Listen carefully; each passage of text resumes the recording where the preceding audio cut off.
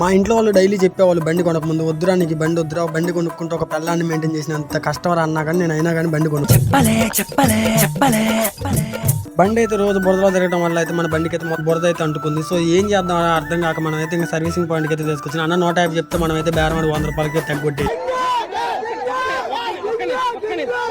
ఇంకా బండి కడగటం మొదలైనప్పటి నుంచి నాకైతే లోపల అయితే ఒక టెన్షన్, బండి ఎలా కడుగుతారు ఏమో, మనం అయితే బేరవాడి మరి అన్నకైతే తక్కువ రేటుకి అయితే ఇచ్చాము, ఏం చేస్తాడు ఏమని టెన్షన్ ఉంది. సర్లే అని మనం అయితే వెయిట్ చేస్తా ఉన్నాం. అంతలే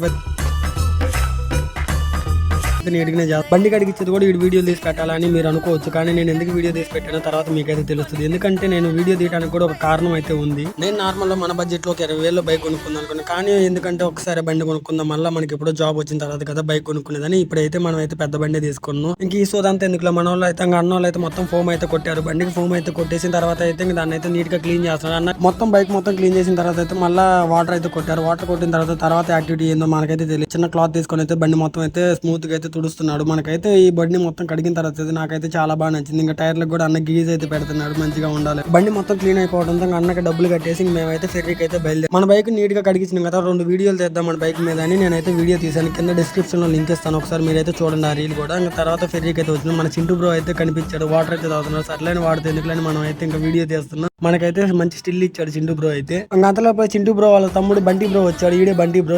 ఇంకా మన రీల్ తీయడం కూడా అయిపోవడంతో మేమైతే ఇంకా వెళ్తున్నాము. ఆకాశంలో కనిపించేది ఏంటో తెలిస్తే కామెంట్ చేయండి. మా అంతవరకు ఛానల్ సబ్స్క్రైబ్ చేయండి. సాగర్ వాల్మీకి బ్లాగర్.